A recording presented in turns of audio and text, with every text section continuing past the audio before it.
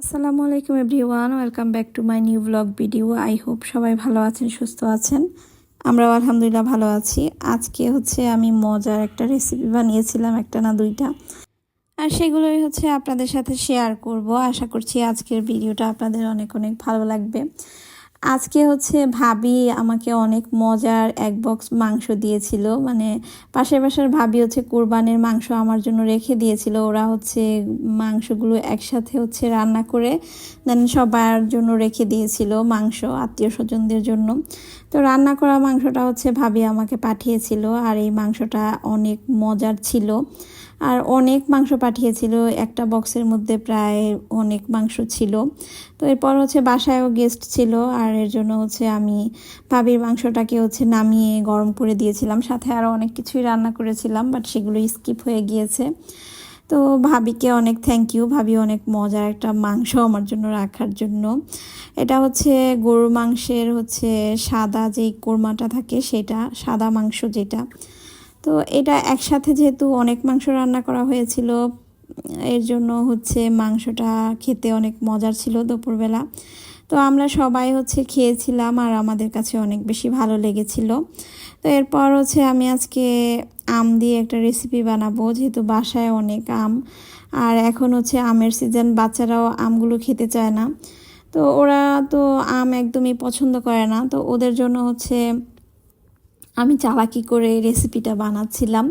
তো বাচ্চারা বিকালবেলা বলছিল যে স্যান্ডউইচ খাবে। আবার বাসায় আমার ননাসের ছেলে আছে, ও আসছিল আজকে। তো ওর জন্য নাস্তা একটা রেডি করতে হবে, সেই জন্য ভাবলাম স্যান্ডউইচই বানিয়ে ফেলি। বাট সেটা আম দিয়ে বানাবো স্যান্ডউইচ আজকে। ডিফারেন্টভাবে আজকে স্যান্ডউইচটা বানাবো। তো আমি এর জন্য ফার্স্টেই আমগুলোকে কেটে নিচ্ছিলাম। তো এখানে আম্রপালি ছিল, তারপর ল্যাংড়া ছিল, 3-4 রকমের আম ছিল এখানে। তো সবগুলো থেকে একটা একটা করে আমি কেটে নিয়েছিলাম, আর এক একটার ফ্লেভার তো এক এক রকম, টেস্টও এক এক রকম।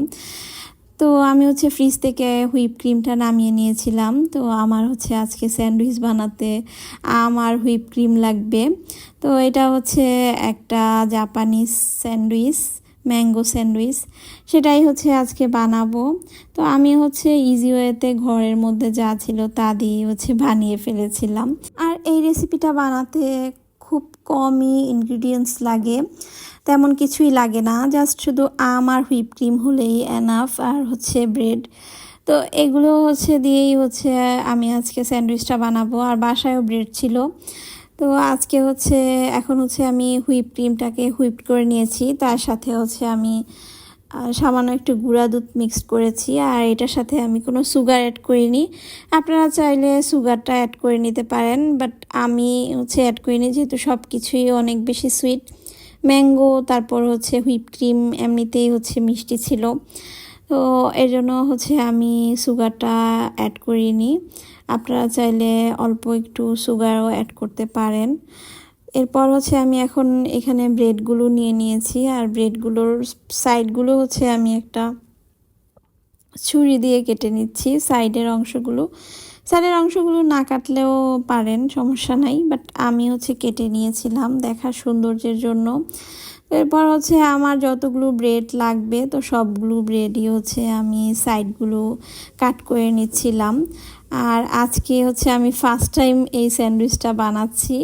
এর আগে আমি এই স্যান্ডউইচটা কখনোই ট্রাই করিনি। তো ফার্স্ট টাইম বানাচ্ছি, আর অনেক বেশি এক্সাইটেড ছিলাম কেমন হবে, সবাই খেয়ে কী বলবে। এরপর আমি পাউরুটিতে একটা স্লাইসের মধ্যে হুইপ ক্রিম দিয়ে, উপরে ম্যাঙ্গো স্লাইস করাটা দিয়ে, তারপর আরেকটা পাউরুটির ভিতরে আমি হুইপ ক্রিম দিয়েছি। তো এরপর উপর দিয়ে আপনারা চাইলে এটা র্যাপিং পেপার দিয়ে র্যাপ করে তারপর কাট করে নেবেন। আজকে আমার অনেক তাড়াহুড়া ছিল, তাই র্যাপিং পেপার ছাড়াই আমি আজকে স্যান্ডউইচটা বানিয়ে ফেলেছিলাম, যেহেতু বাচ্চারা অনেকক্ষণ ধরে ওয়েট করছিল নাস্তা খাওয়ার জন্য। আর যেহেতু এটা একটা নতুন নিউ রেসিপি, তাই ওরা অনেক বেশি অপেক্ষা করছিল কখন হচ্ছে এটা তারা খাবে।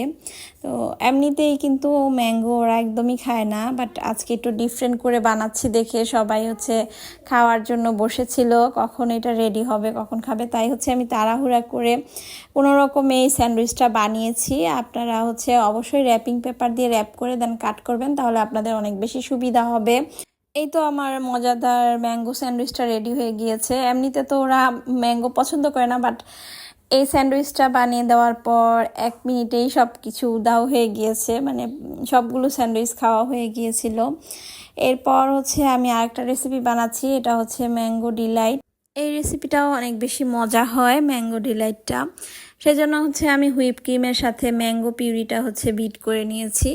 দেন হচ্ছে এখানে দুধের মধ্যে হচ্ছে আমি মেরি বিস্কিটগুলো ভিজিয়ে দেন হচ্ছে সার্ভিং ডিশে মানে সাজিয়ে দিচ্ছিলাম। দেন এর উপরে হচ্ছে আমি যেই ম্যাঙ্গোর পিউরিটা হচ্ছে বিট করে রেখেছিলাম সেটা হচ্ছে উপরে দিয়ে দিয়েছি।